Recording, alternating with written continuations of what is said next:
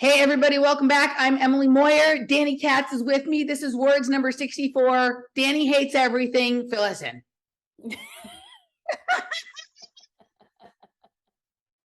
That's all I got. Everything sucks. This species is lame. This planet is boring. Can I be done? Well, I do have one comment to make.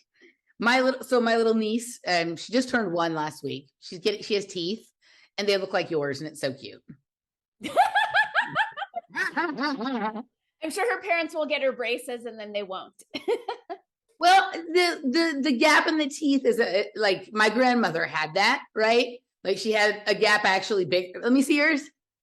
Mine's still growing. It was about the same size as yours. Hers was pretty. I'll show you a picture sometime. Hers was pretty, like you could drive a car through it. You know what I mean? Yeah. So it would take more than just the gap in the teeth, but these are baby teeth anyway. So so they'll fall out. Right. But it would take more than just the gap in the teeth for my sister to feel compelled towards braces, I think, because I think good. I think that's my sister had braces like twice and a headgear and all that shit. I don't think she liked that very much. Yeah,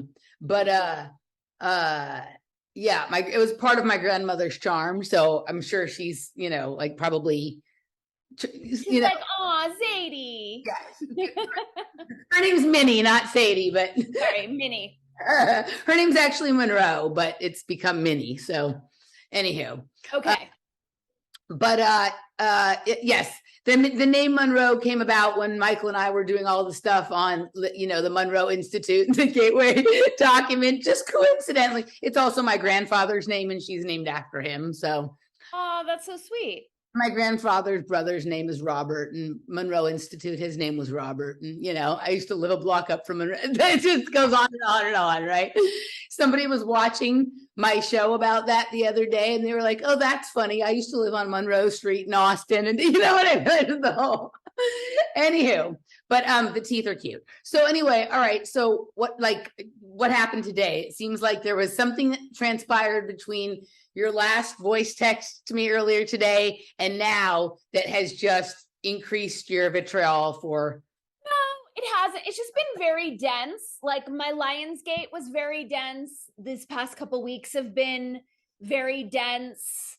Just kind of talking behind the scenes. I don't like this new, 80,000 new IRS workers with guns, the Trump FBI raid, the torrential rains here, which obviously indicate that HARP is pulling water out of the atmosphere somewhere else to set them on fire while our city floods. I'm just like over, the big tech fuckery. I killed a podcast I did with Miriam because we both got targeted the same day, and I was just like, it's not worth it. It's just lame.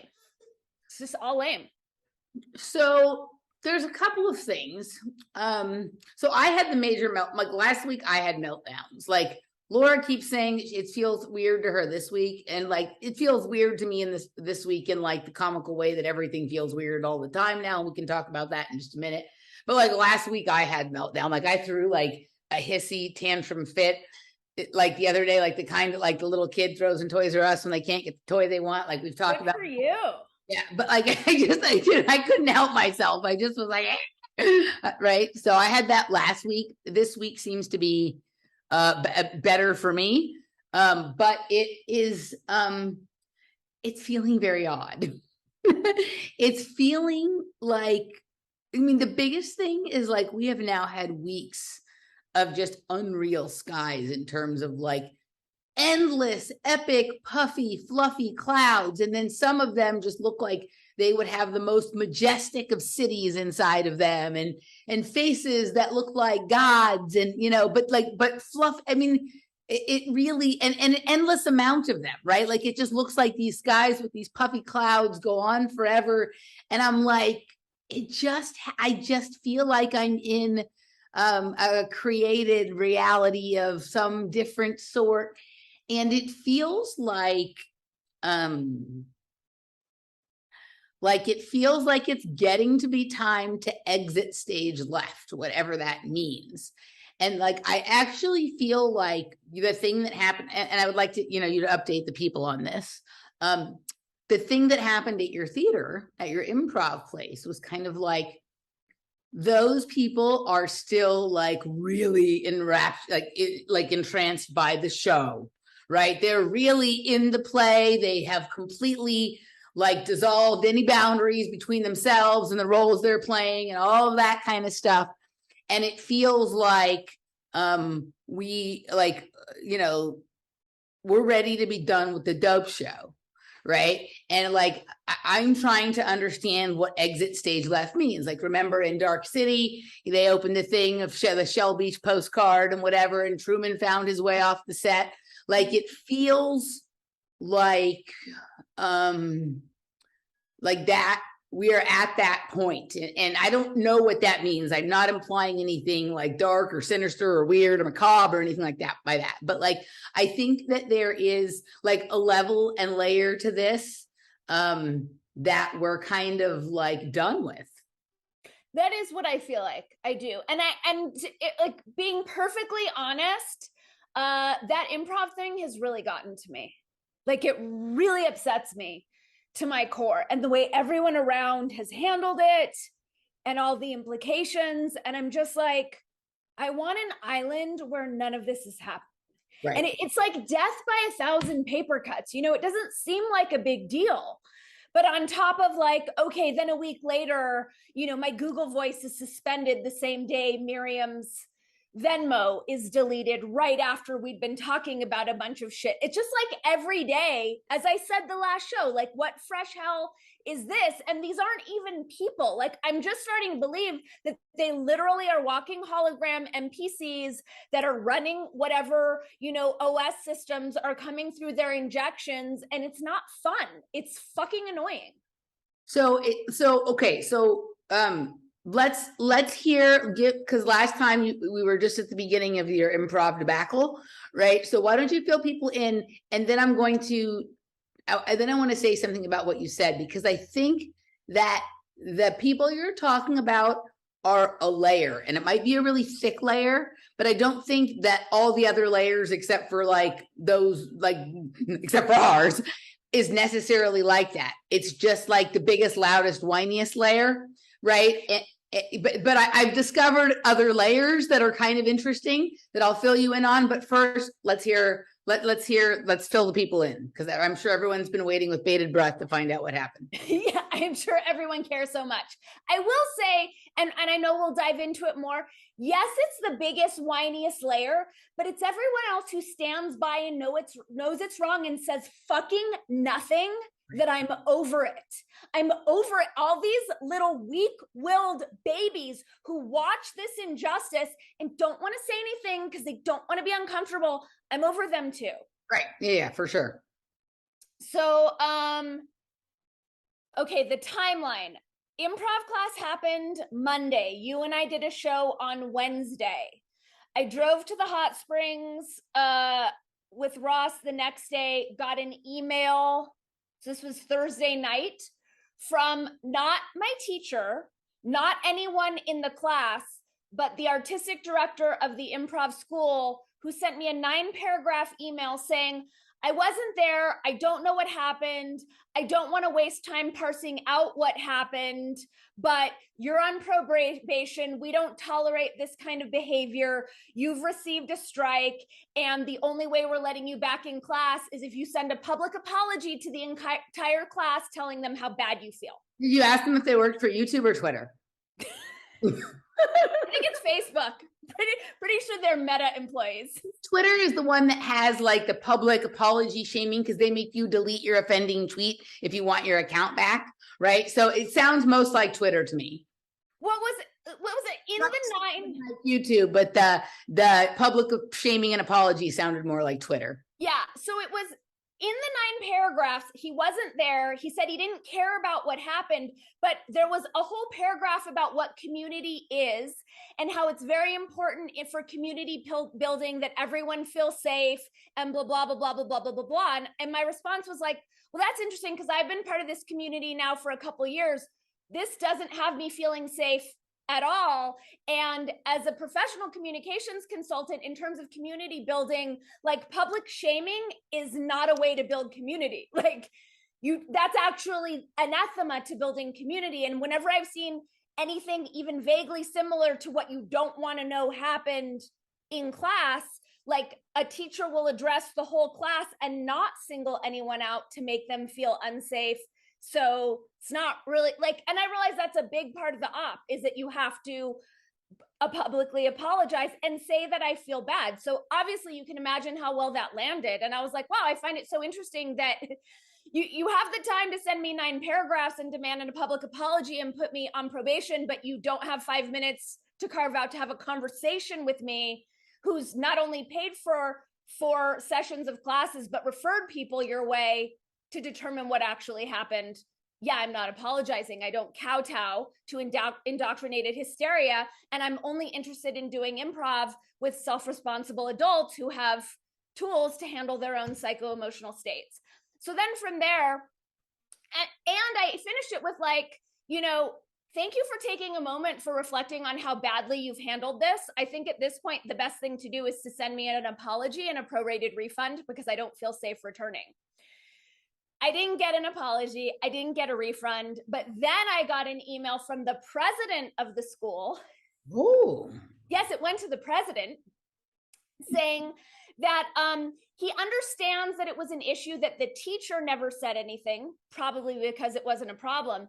And he realizes that what I said in class wasn't a problem at all.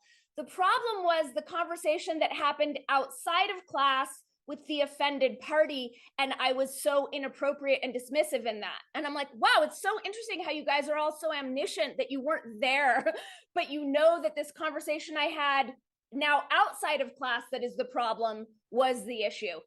I don't want to bore everyone. It's the most boring fucking story. Anyway, we went back and forth a bunch of times.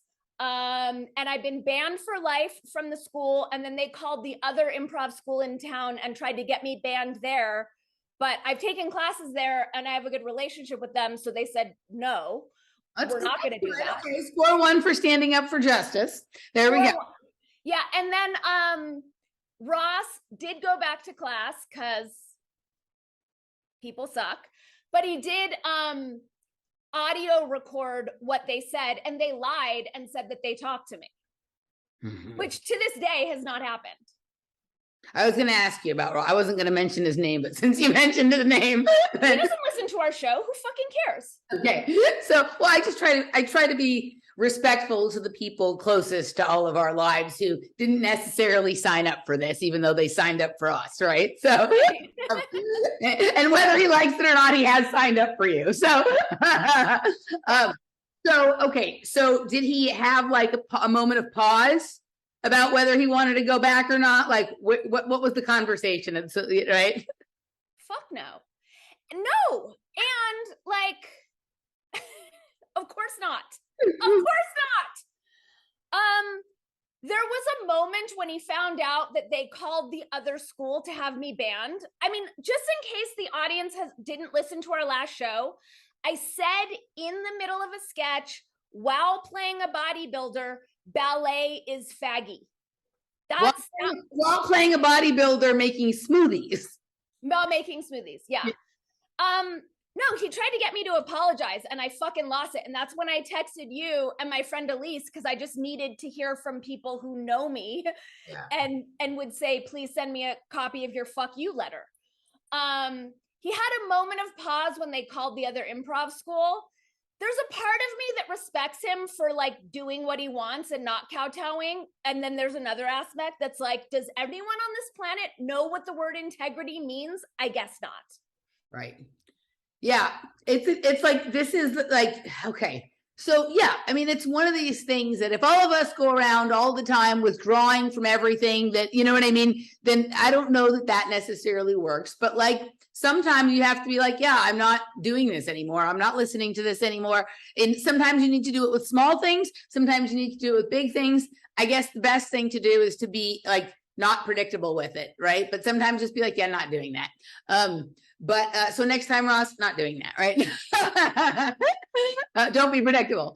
Right.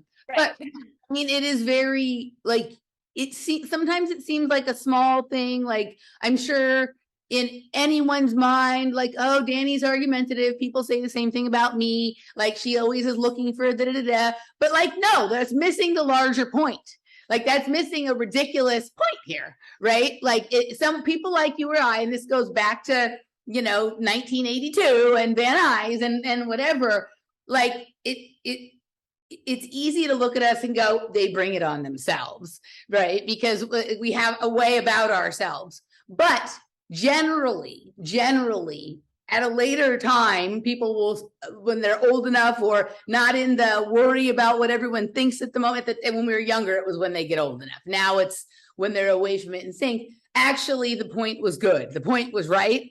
You know what I mean? And whatnot. And the same thing that makes them how they are also makes them the only one that is going to be willing to say anything about the thing, right? So yeah, so it's but I feel like because it's a free speech issue, like this is what I was reflecting, because I am getting a lot of this, like, yeah, you open your mouth and you offend people, and how dare you victimize yourself to that? I'm getting a lot of that.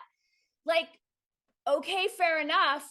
But when I think back to the moment where I call her Hole now, because I'm that fucking pissed, where Hole had an MK Ultra meltdown over me saying faggy in a skit and told me not to say that word again.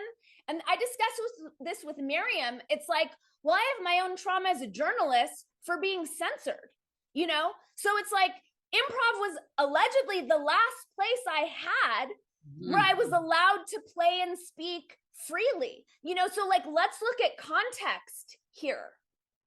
Do you know what I'm saying? Yeah. I mean, it could go either way. That way, right? Like if she's claiming trauma based on it's right, like it's the same thing. But here's the thing, I didn't bring my trauma into it. I didn't say, well, I'm traumatized because I'm a journalist. I just said this isn't appropriate for improv and I'm not going to apologize. Do you know what I'm saying? Yeah. Like, just don't take improv if you're that motherfucking delicate. Yeah. Yeah, it is scary how many, like the biggest thing, like I actually think probably the teacher who's her boyfriend, right?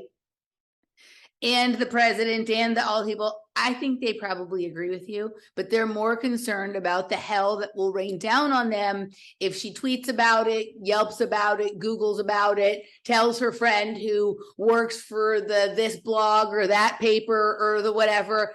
Everybody, like, so I hung out with my friend Kathy this weekend, who, like, we disagree about everything, but we love each other anyway, right?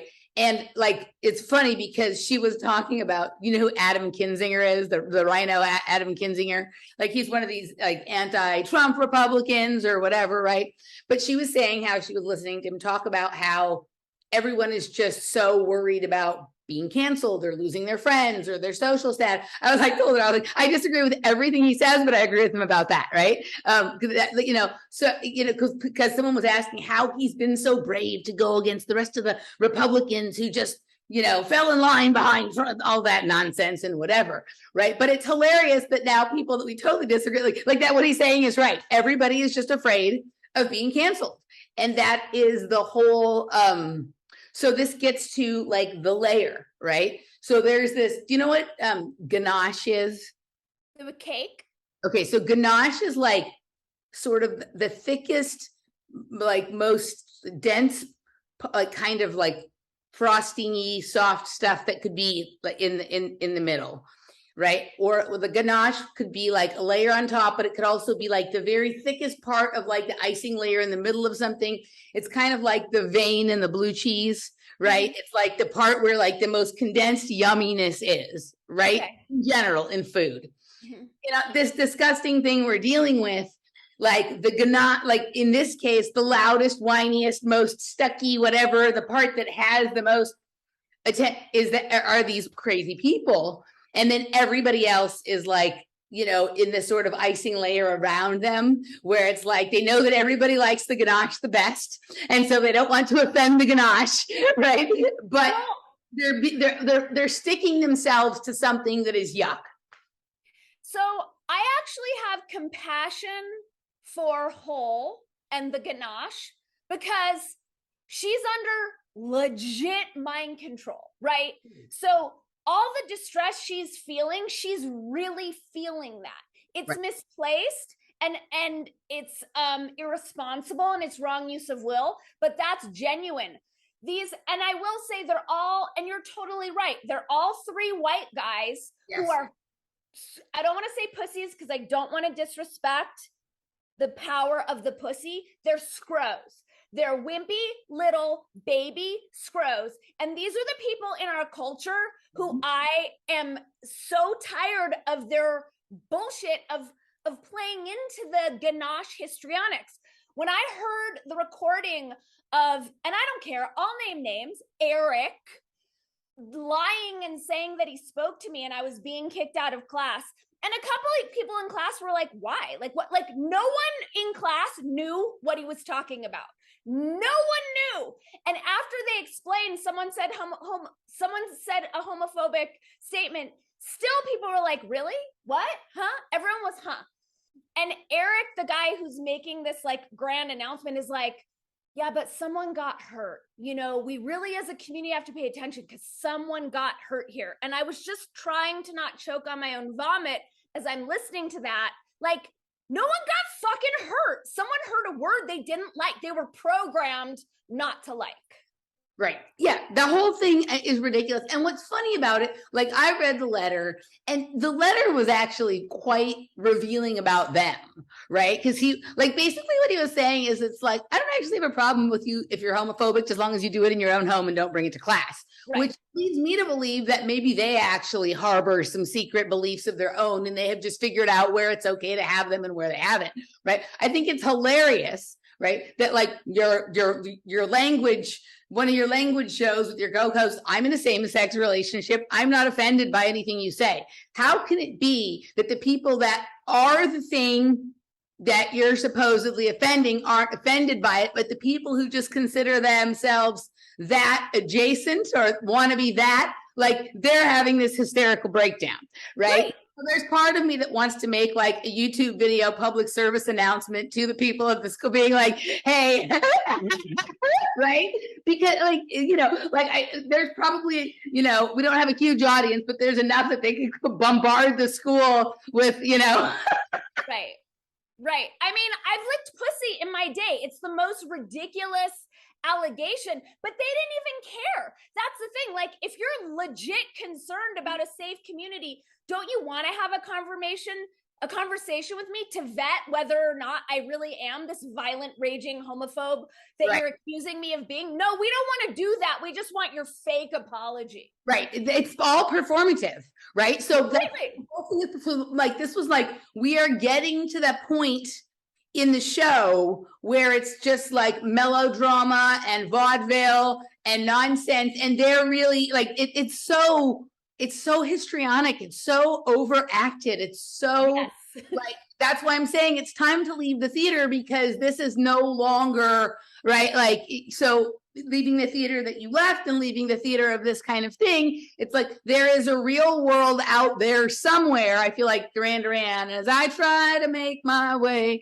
right to the like that's what it feels like. And I'm having this, you know, even though like I live in a relatively cool place where people, even the people who are unreasonable are reasonable in terms of like they may hold irrational, unreasonable beliefs, but for some reason they're also able to be social in a way that it seems to be mostly fine, right? So that's pretty cool. But I tend to stay, you know, like I have a big community of you guys that I talk to, and you know, like most of my friends are, you know, reasonably sane. Maybe we're all insane. I don't know.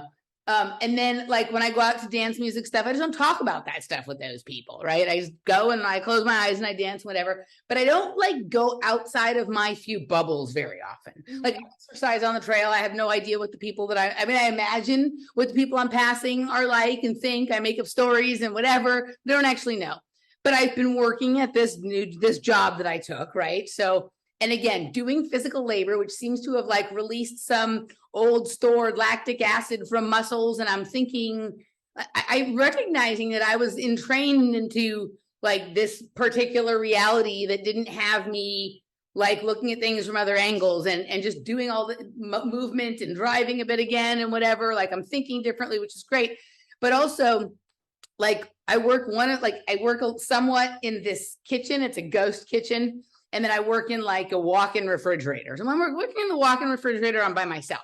But when I'm in the kitchen, I'm with other people, right? And the other people are, well, like my bosses, they don't live here. They live like they're not local. They are making a portion of the company here and whatever. They're British guys, okay? The British white guys. But the people who work in the kitchen, like it's a shared ghost kitchen. They're all Black, right? And most of them are men. There's like one woman, right? And so I'm in there with them for like maybe 4 or 5 hours a week.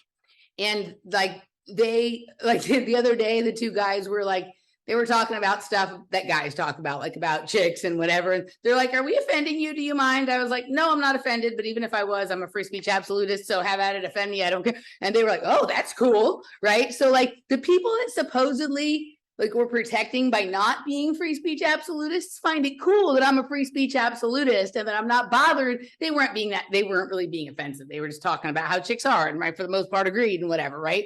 So like it's interesting to like they don't care about any of the shit you and I care about. They're fucking talking about baby mamas and crazy bitches and you know who hit their car and that kind of stuff. And then today it was, I think, like, there's one guy who's there almost all the time when I'm there, and he works with a variety of other people. I think this might have been like his mom or his cousin or something he was working with today.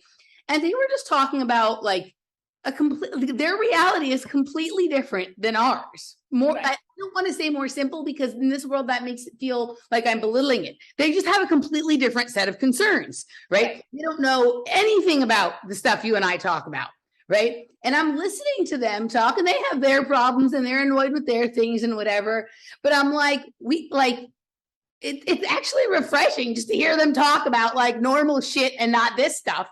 Right. And they're not dumb. Like they're very intelligent. But they're just not concerned with like this level of navel gazing that we have decided to spend our lives completely dedicated to. And it's very interesting to both observe. I'll say a few things here and there, just I'll pop in, you know, at some point or another, and they're, you know, very friendly and whatever. But I had forgotten that there's like more than this shit that we all, because it's so all consuming, right? Like even when I go out on the trail, I'm seeing all this other stuff, but I'm thinking my own thoughts or I'm listening to stuff or whatever. But like I'm in a kitchen where it's too loud for me to like listen to anything. So I'm just letting myself experience the ambient sounds that are going on there, right? Mm-hmm. And it's like these people like Dave, they're there, they're working full time, they're doing their hustle, they're doing the same thing on some level that we're doing, but they don't care about any of this stuff because they don't even know it exists. They have no idea about the IRS agents, right? Like so there's a layer of society that feels totally sane to me, different than our layer, but like sanity level is actually the one that you and I are striving for, right? And then there's, you know, whatever layer we at, or I'm not doing it in any hierarchical order. It's a heterarchy or whatever, like you right. There's this crazy, super dense layer in the middle, the vein or the ganache or whatever. And then there's this like moist, fluffy, gross cake surrounding it. That are these people. It's the fucking cake. The fucking cake is the problem. Right? So like, it's just, you know, that's the part that's like, there are people out there that are just fine. And at this point, like I'm relieved when nobody knows what I'm talking about. Like, that's like, great. We don't have to talk about it. Let's move on. Right. Yeah. So as to I just want to point out to everybody that all, like you said, you were upset about the IRS agents and stuff like that. This is like a repeat. This happened, like, I feel like this story is like, they always do this at a certain point in the cycle of the op, right? Because I remember when this happened before. Like, well, remember a few months ago, there was a story about IRS buying up a bunch of ammo? Yes. Okay, so that also happened back like 8 or 9 years ago. And then really?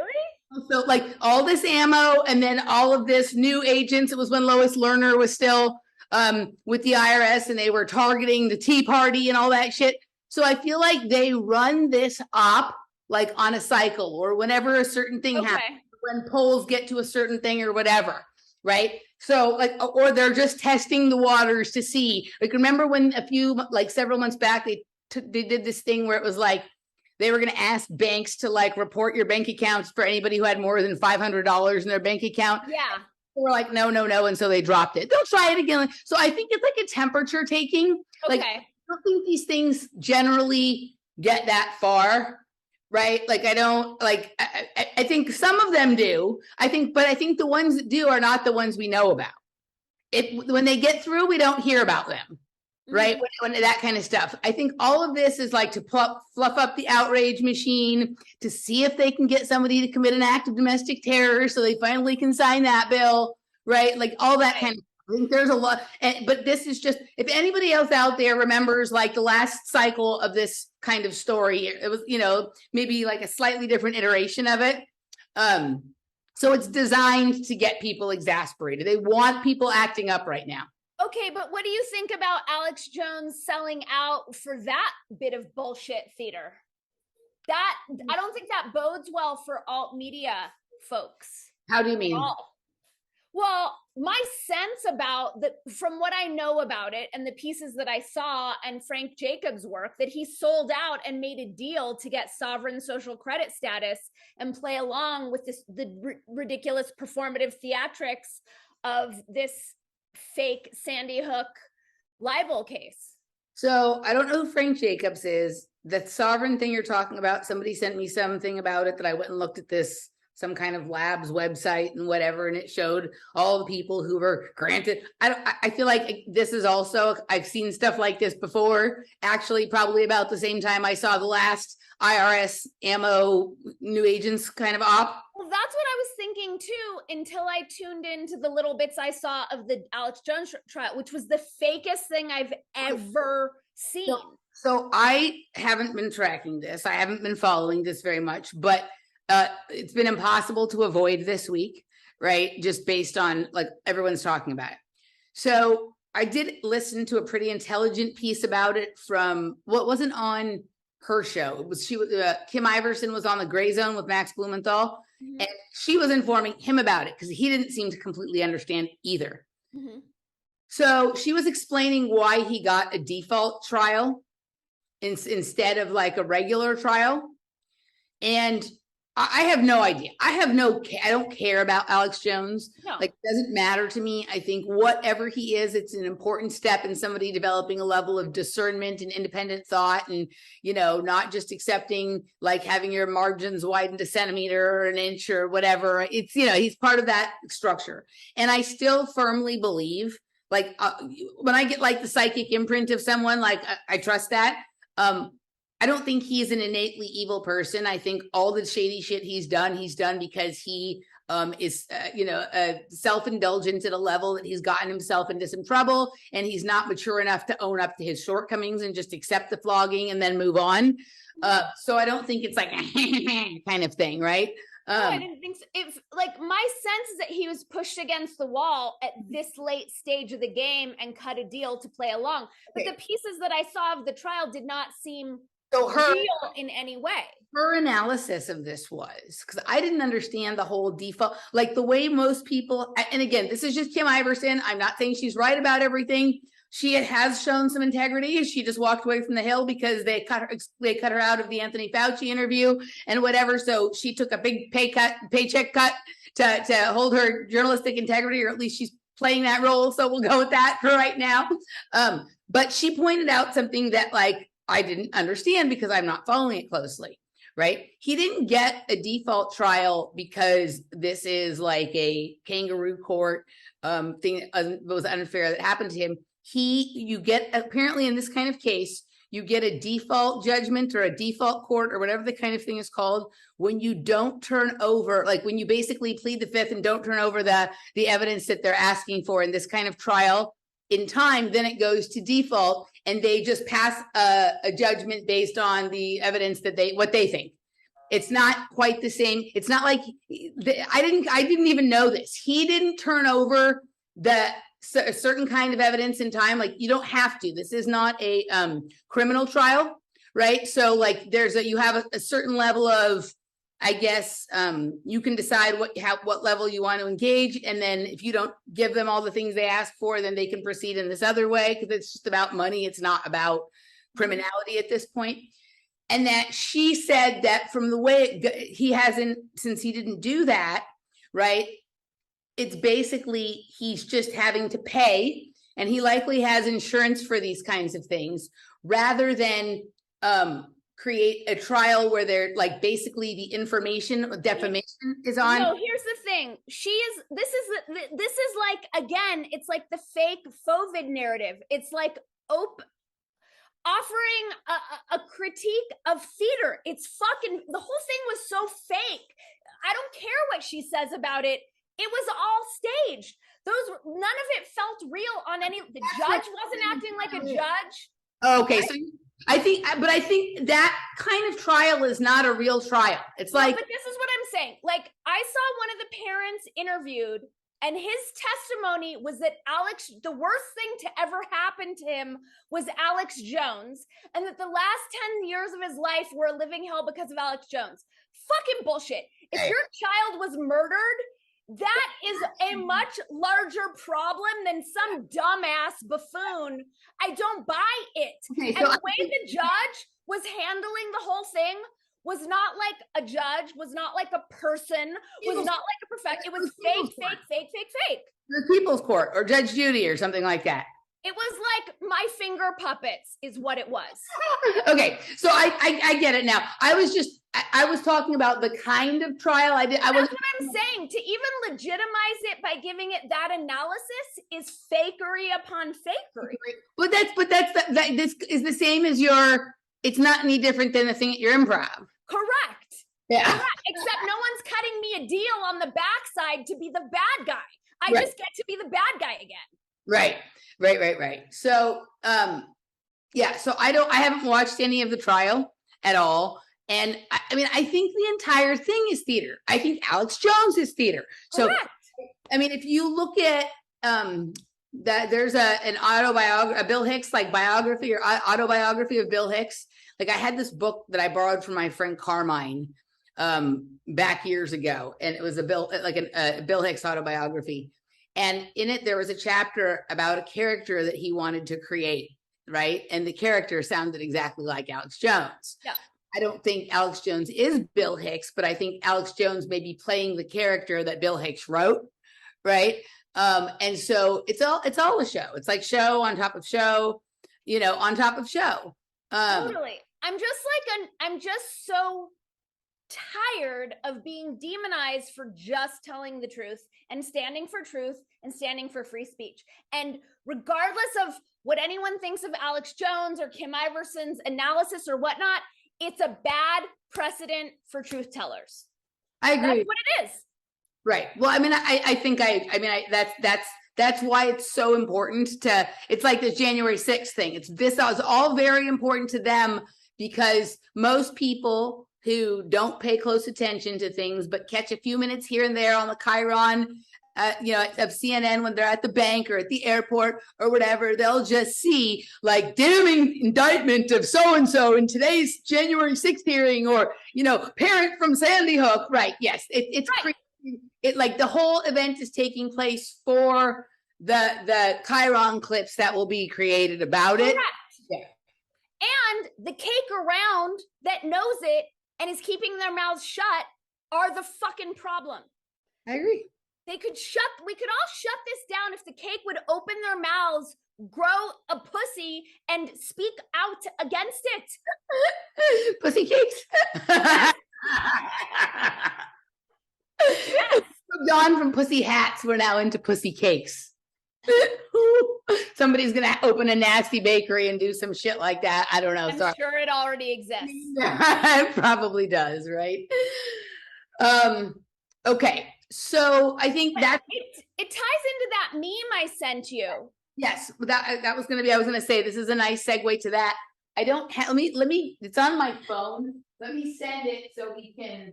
Let me send it to my email so that we can read it and go through it, because I have a feeling we're going to have some agreements about it, some disagreements about it, and some agree to disagreements about it, which is always the best. So let me pull it up here. All right, hold on. Let's see. Copy that, send that to. I like your flowers. Oh, thank you. Yes. Laura likes to have flowers in the house, and I like them too, but it's the kind of thing that like I like left to my own devices, I will rarely buy something like that. Mhm. But I Laura, noticed you had them last show as well. Different colors, but very sweet. okay, I'm sending it. Yes, so Laura really likes flowers, and she likes to make everything beautiful. So Nice. yeah, it's a nice addition to my life to have things, instead of looking like, you know, like a gym locker. Like my house generally looked like a large gym locker for most of my life. Now it's a little prettier. Okay, so here we go. I can open this and then we can discuss. So this is the meme that you sent me. Yeah. Yeah. We should probably have blocked out the name, but whatever. She doesn't watch the show either. Christians are more susceptible to conspiracy theories because they've been groomed to accept ideas without evidence. The threat conspiracy theorists pose to the health and well-being of our world today is precisely why atheists have been vocal about the dangers of faith for years. Okay, so I'm going to let you have the first crack at it because you got a lot of juice going right now. So go ahead.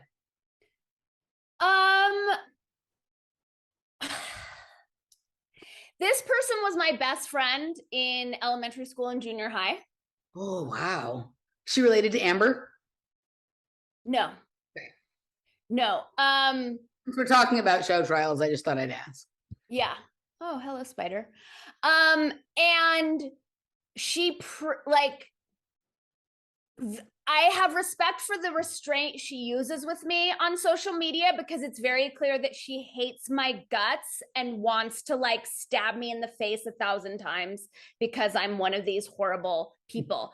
And I just think it's odd, like this inversion of now now people who have a connection to the divine are now being conflated with conspiracy theorists who are the problem with everything because they believe anything. But the people who are saying this are the people who've done absolutely no research into the things that they're demonizing these people for, and are actually the most religious people, because I believe in science is the cult to which they belong, and they don't look at anything.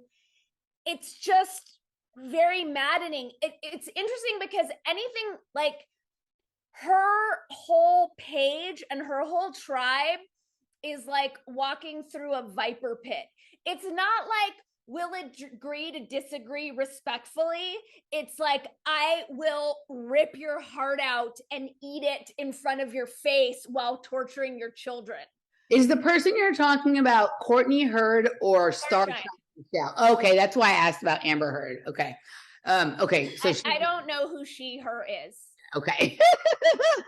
But note to the audience, this is my new strategy. When people have pronouns in their introductions or signatures, I always call them by that at all. The whole thing. Courtney Heard, well, I'll just call him she, her, or he, him, or they, that's their whole name, and I will use it all the fucking time. Yeah. So like, I have a question. Is the one at improv's class, is her pronoun whole? It is now. Okay, because I'm sure she has pronouns. Oh, I'm sure. So, okay, so there's, and that one has a lot of, this is how it's like so stupid, and I'm just like, I don't want to be part of the dope show anymore. Like the dope show was fun when I had a lot of dope to do, but now that I don't have any dope left and I'm not interested in any more dope, the dope show is a lot less. Okay. So okay. But the threat conspiracy theorists pose to the health and well-being of our world today, that's extremely dangerous allegation. 100%. Let's go through the whole thing and then we can sort of sum up. Yeah. So part here about Christians are more susceptible to conspiracy theories because they've been groomed to accept ideas without evidence. Okay, I'm a person not raised with religion, right, at all. it wasn't even something I really like. Some of the kids at the gym were religious. I mostly ignored it. It wasn't until like I became an adult and I had to like have conversations with grownups who like had this whole other separate set of information they used for judgment about people than I had ever been really aware of, that I kind of had to deal with this. I think there is some, I don't have a problem with Christians at all, but I have a problem when like people do that certain, and you and I were talking about this the other day when I was talking about how even in our own alternative communities, we've been shepherded into like these like pens and silos where we're all speaking the same words and patting each other on the head for doing it the right way. Like there is something about like the circular reference kind of thing that often goes along with Christianity, that the evidence that God is real is in the Bible and blah, blah, that all that kind of stuff. And this whole, I do think that there is a lot of resonance between the idea that like the end times are coming and Jesus or whoever it is going to return, with some of these ideas about whether you're on the left or the right, like the election will be overturned and the one you like will be installed, whether that be Hillary or be Trump or whatever is right. And I do think on both sides, there are people who are making the biggest claims with the least amount of evidence. And then the people who actually have evidence that is compelling, they don't make as much noise as the ones who are like making claims without evidence and whatever. So there is some of that resonance, right? But this whole thing, this idea that conspiracy theorists, okay, go ahead. Because I want to stay on the first sentence. Okay. Because the word groomed has been really trending on Twitter, right? That's why Tim Pool got suspended from Twitter. So I want to point out the co-opting of the word groomed. Yeah. And very smart. I'm going to speak in code because I know we're on YouTube now. The idea of accepting ideas without evidence. Right. There's a certain bug that's been really hyped in the media that has yet to be proven to actually fucking exist. Right. Well, I think this is where like people have become confused about what actual evidence is, right? So they think that evidence, like remember that time when like I forget who it was one of the hosts on either MSNBC or CNN who said that, basically tried to imply that it was like illegal to report on the WikiLeaks and everything that you needed to know about the WikiLeaks would come through them. Do you remember that? I don't. Okay, yeah, like there was. I might have blocked it out. There was literally someone who said that, right? So I think it's kind of like the idea. It would be like if somebody still thought that like the only place you could go to do research was the library, right? Like that's like an outdated idea. Like there was probably a time, maybe never, actually maybe it was never, where like the information that was presented on certain outlets on television or in newspapers were resonated closely enough with something that would be evidence that one could say, okay, like I read the newspaper and I get some evidence. That is not the world we live in anymore, right? Just like we don't do our research at the library anymore. Like really the only library that you can get something at that you can't get on the internet is probably like Alexandria, Library of Congress, Vatican, right? There's probably some things there you can. There's probably like older microfiche things that that like papers have taken down. Yes, right. Like papers that have like letters out of alignment on them because the typewriter, that's the evidence that it came from so and so's typewriter. That kind of shit, right? Right. So I think we're at this. I got into this with people like many years back where I realized that a lot of my friends didn't know the difference between a fact and an opinion, right? And I think there's people in reality today, and a lot of them are making $200,000 plus a year. So people are confused about whether they're intelligent or smart or right or anything or not, who don't know the difference between information and evidence. Right. Right. So like I literally had to explain to a friend of mine who's very, very bright, but had a different kind of education than I had. I recognized that like kids who didn't have a good like elementary education had a murkier, fuzzier relationship with a fact and opinion than I did. Right. He got so mad at me, and then he went, and then later he was like, okay, I get what you're saying now. But at the moment when I was having to explain it to him, and I had to get like pretty basic with like analogies for him to get it, like I'm sure he was very offended, right? But there was no other way around it. So I think like we're in a situation like that, right? And the problem is she's sitting there with her glasses on, looking down her nose like she's a librarian and she understands the source of all evidence, right? Like look at her picture. Right? It's like she definitely has the look, this Courtney Hurd, right? Like, I'm the librarian. I know where you go to find evidence, right? And look at her username, godless mom. Like, I totally get, look, you and I are both freedom. So if you're an atheist, that's fine. But it's your whole identity construct to be godless. You're not just like that, you're going to take it into your name that it's that. Do you know what I'm saying? It's like, it's so reactive. Like, that's fine if you don't believe in something. You know, I don't believe in the tooth fairy. I'm not going to make my username with tooth fairy lies. Even the tooth fairy? Where did you get those teeth then? Come on. But it's so like, honestly, it's so over the top. Plus her yellow and blue. This is like, it feels like a fake, like this is a Chinese bot. It's probably not even real. 100%, right? She has all the current things going on. A Canadian flag because yay, freedom, she, her, and standing with Ukraine. We love Ukraine, even though we never heard of it till last week, right? But I couldn't find it on a map. Yeah, right? She's like the bot from Current Thing Nation kind of thing, right? What I also love about the accepting ideas without evidence is that, go ahead. Somebody gave me a very polite and constructive criticism that I say right too many times after what I say, and I just caught myself doing it. So I was just noting it because I'm trying to make the correction. Okay, aho. I honor you for that self-awareness and hearing yourself. You're doing a bang-up job. Okay, go ahead. Okay, so at your prodding, I'm re-listening to Jeremy Narby's Cosmic Serpent. Right. Okay. I find it so fascinating that the people who are defining themselves by their devotion to indigenous people's rights and that whole thing, and the people who are denying any validity of experiential knowingness, of plant spirits, of that, are the same people who are throwing down these ideas. Right. I'm remiss to call it an idea. This Drac. Right.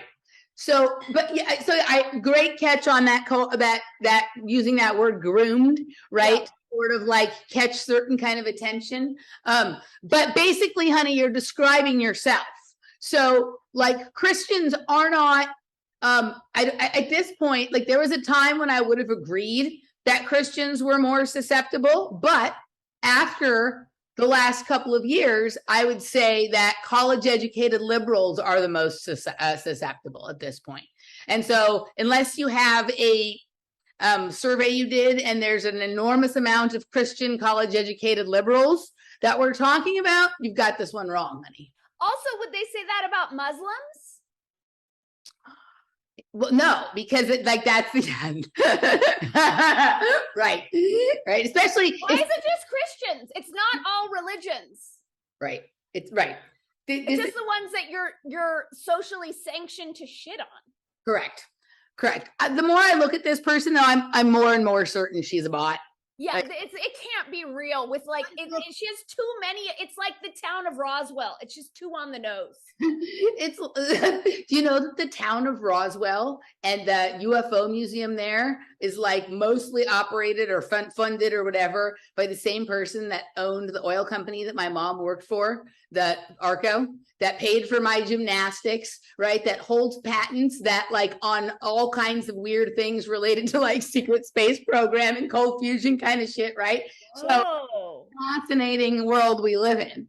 But Her picture reminds me of, like, you know, when you get on every video you do, at least 3 of those like weird porn link thingies, and there's always like she looks like one of the avatar of those people, or like when you go, it's weird, like it hasn't happened in a long time, but like every couple of years, suddenly you'll get a rush of like porn stars requesting to be your friend on Facebook and shit like that. Like it looks Really? like, yeah. Oh, okay. That's what she looks like. Anyhow, okay. So then on to the threat conspiracy theorists pose to the health and well-being of our world today is precisely why atheists have been vocal about the dangers of faith for years. Okay. So first of all, I highly suggest she read the bot. Like, you go do your like machine learning, whatever. Read, I don't know, maybe this is Lambda or Lilu, or I don't know. So go read Larkin Rose, and you know, basically you'll find that like all people who believe in government are basically not the atheists that they think they are, right? Because they have this you know, belief in this mystical, magical deity called government that there's no evidence for existing, right? Correct. So, okay. But the threat conspiracy theorists pose. So I thought a conspiracy theorist, like according to these people, was like a, you know, 32-year-old, you know, incel with a tinfoil hat on, living in his mom's basement, eating Hot Pockets. Right. So they can't be both, but right, or whatever. Right. So like, I don't know how, but it's interesting how whenever someone says something like that, there's never any, what about the conspirators? Right. So I think like this is where we like, you know, it's one of these things. Sometimes we wear the badge conspiracy theorist, like with honor, but like we're not. We're conspiracy researchers, we're fact analyzers, we're you know reality observers or whatever. But the term conspiracy theorist is really weird because it's set like you don't need to have theories when there's so many plain conspiracies happening in right out in the open. There's no theory required. All required is the ability to read. So again, now I'm questioning the education of these liberal, you know, these liberal, right? Because they don't seem to be able to read. But there's never anything about the conspirators. There's no concern about the threat posed to the health and well-being of our world of why isn't she concerned about Bill Gates? Why isn't she concerned about Klaus Schwab or whatever, right? Or that's all conspiracy theory, which she knows because she accepted these ideas from her liberal talking heads or her programmers without evidence. It's just ridiculous.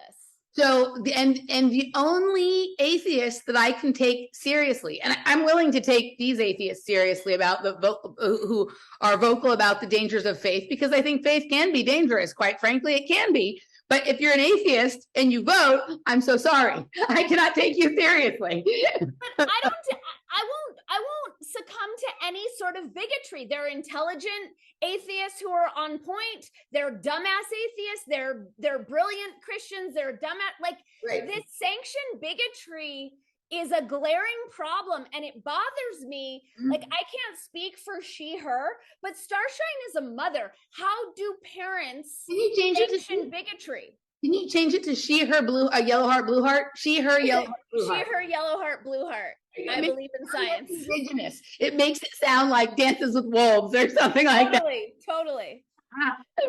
So, yeah, I mean, but this is... But like, this sanctioned hate of large swaths of the population that these people who are so righteous and so virtuous with their blue, yellow hearts don't seem to notice themselves doing and modeling for their children.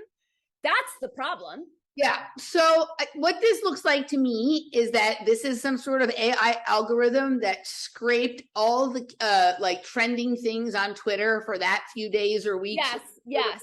And then did one of these spun articles, these fake articles. Right. And then, but what's weird is like, I know Starshine, she's an actual person who does have a brain, and she thinks this is amen worthy. Like, again, it goes back to the cake.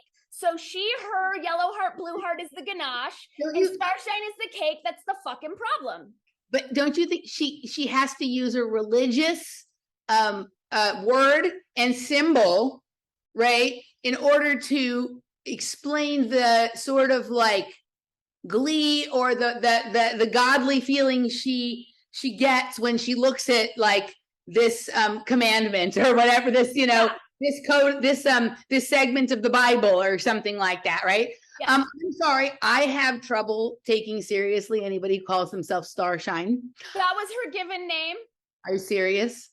Her father starred in the original Broadway production of Hair, which is very interesting, noticing our parallel paths, because we were best friends growing up.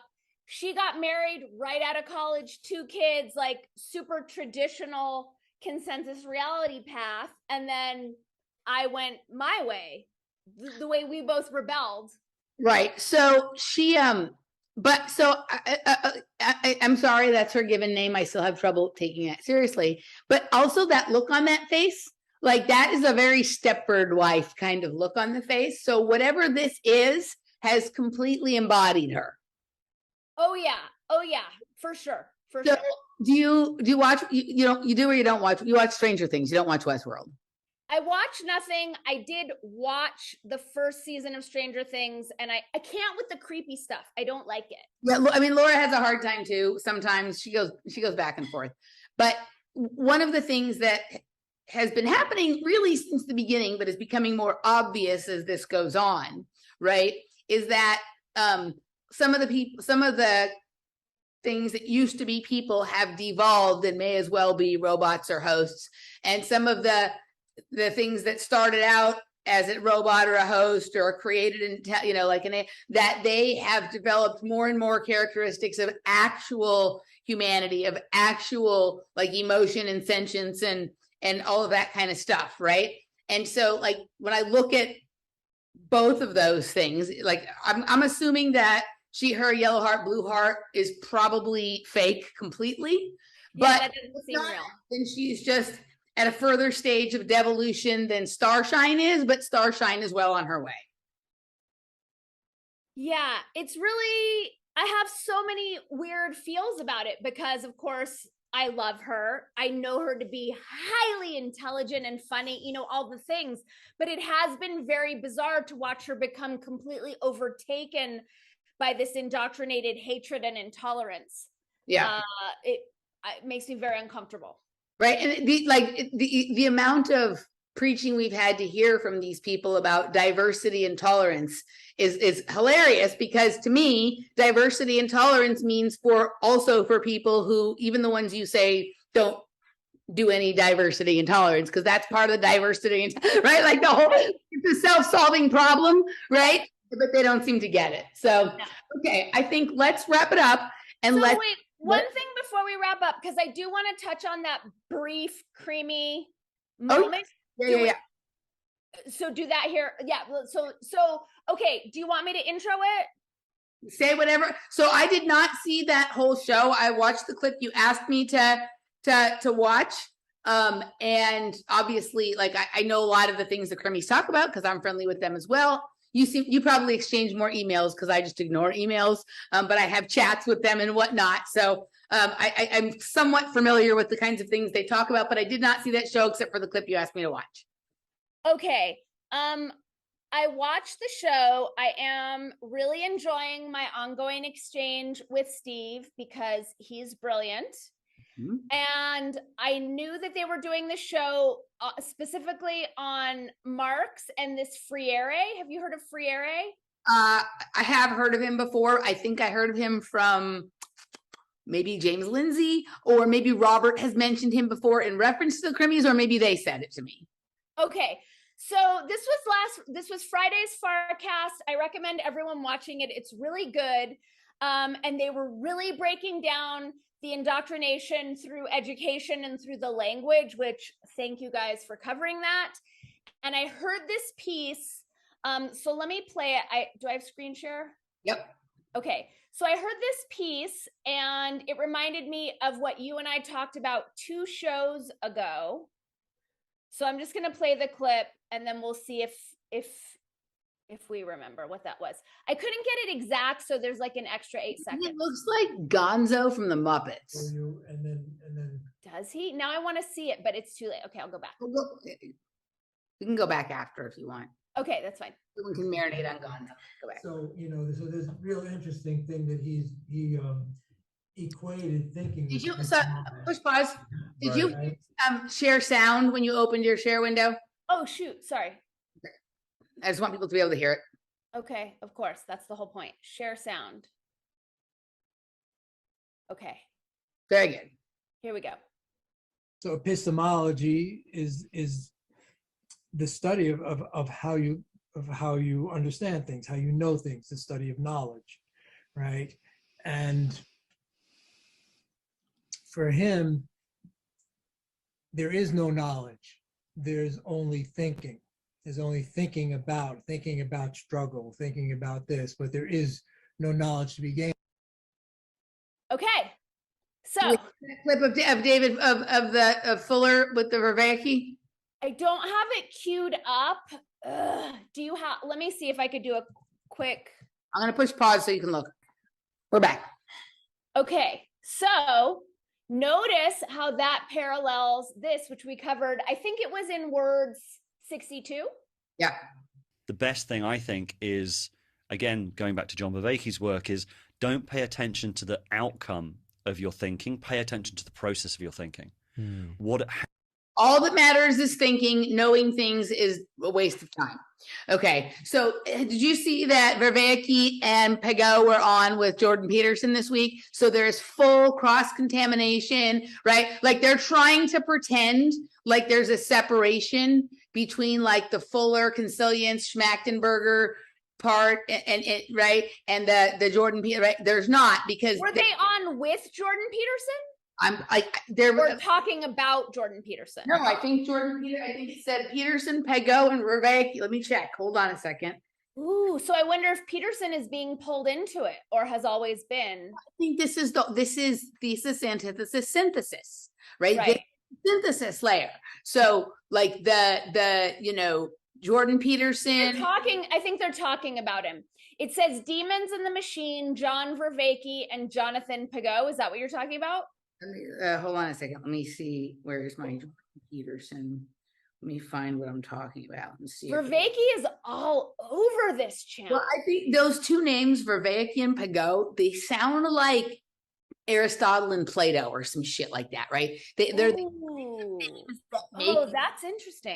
Because right, it immediately like there's Vervaeke, Aristotle. It's like the same rhythm. They're names that sound like they would be classical thinkers or ancient philosophers, or that they're bringing some form of like classical wisdom. They sound like the kind of name that if he wasn't so sharp, Steve Crimmy would be attracted to listen to their nonsense, right? Totally. Hold on, let me see. I thought I saw. Okay, I guess I'm mistaken. I thought was it on Rebel Wisdom? No, it's right here. Podcast Deeper Yet Into the Weeds. Pagot, Vervaeke, and Peterson. 2 hours and 31 minutes and 49 seconds one day ago. Was it a Rebel Wisdom podcast? No, it's on Jordan Peterson. Oh, it's Jordan Peterson's podcast. That's what I'm saying. So this is the synthesis, right? It's synthesis. And Peterson just got pulled onto a big network. Daily Wire. I'm telling you, this is oh my God. Synthesis, right? This is like anybody who thinks that like they're different. They're just not. They're trying to bring everybody into the central strip of the brain. Like you know what I mean? They're trying to like, it's the thesis, antithesis, and now it's time for synthesis. Everything that you and I have been talking about and explaining, we've been explaining the thesis and the antithesis since the very first moment that we did even when you came on, like on Off Planet, right? And then what we've been really talking about for at least a year, but maybe two now, is just the complete synthesis part of this, Completely. right? Like everybody is being synthesized into something that is not as good as the music in the 80s was. Sorry. Not even close. Right? Yes. Safe travels. A call, Olivia Newton-John. We love you. Yeah. Sexy Sandy was the best. Well, the leg warmers, right? We have her to thank for the leg warmers, don't we? Let's Get Physical.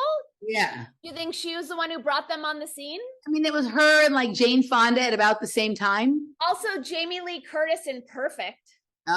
Okay. Yeah. So, but I think for myself, wasn't there like some video of Olivia Newton-John? Maybe it was Let's Get Physical, like where she has him on, but at some point she kicks him off.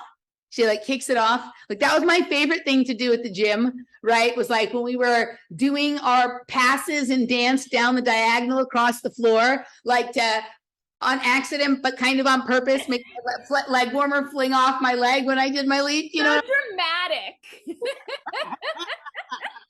I feel like that's like one of my favorite things to do. Like when I get home from work is like kick my shoes off and let it go fly. Yeah. But with the leg warmer, because especially if you could make it seem like it was an accident, but like really you were, it's like, yeah. Like I'm just that powerful of a tumbler. Yeah. So, okay. So yes, so that's there. We're going to move over to Afterwords. And note that is straight out of Marxism, like straight out of it. Schmachtenberger. Oh, but let's go back to Gonzo. Bring up Ferrari. And I want you to see, he looks like a Muppet to me, but I think he looks like Gonzo. Let's check. Okay. Sharing screen, portion of screen. Oh, shoot. I moved it back. Stand by.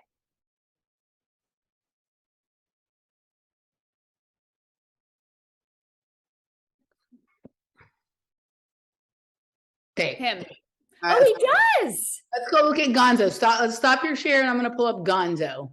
Wait, one more little, so we can get it in. He does look like Gonzo. He's Gonzo. Okay. I wonder if he has a chicken girlfriend named Camilla. Okay, so let's just see what Gonzo looks like. Gonzo. Oh my God, he looks exactly like him, dude. So he's Gonzo. Schmack is Marx. Look at the that. plot thickens. Now we're gonna have to do a deep dive into the Muppets. Look at that. Looks exactly like him, dude. Oi. Wow. Good call. Okay, so we're gonna go. I'm getting really good at this, like saying who someone looks like, right? You are. Yeah, it's getting pretty. I hope it's on your special skills on your resume. Well, pattern recognition is on my special skills. Pattern analysis, pattern recognition. Okay, we're going to move over into the supporter segment. We are going to do analysis of a shit show that might include a puppet show. I stayed out of COVID for the most part. I wrote an early piece that's basically was pretty much echoing the mainstream view, which was that we needed to take some pretty significant actions. Yep. This was in April 2020. And then I decided to go write San Francisco, and I basically stopped working on it.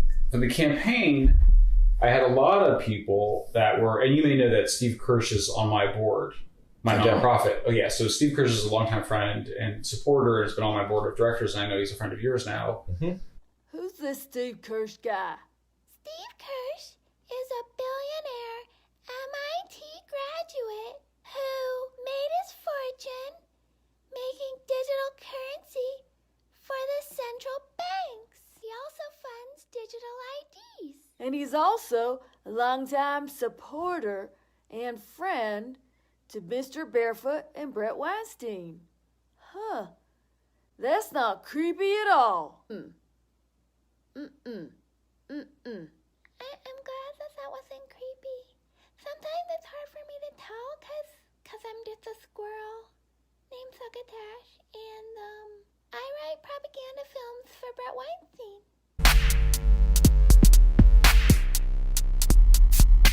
It's a cool Scooby-Doo, so Yeah.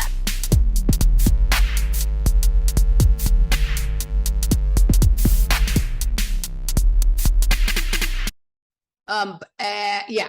So if you want to watch that, if you want to watch it, you need to go to wordspodcast.locals.com. If you have not joined us yet, there is a promo code for a free month down below.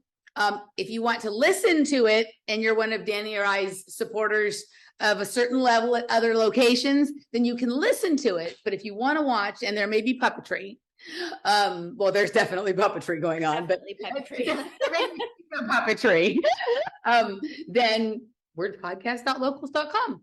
Okay, we will see you on the other side. Bye-bye.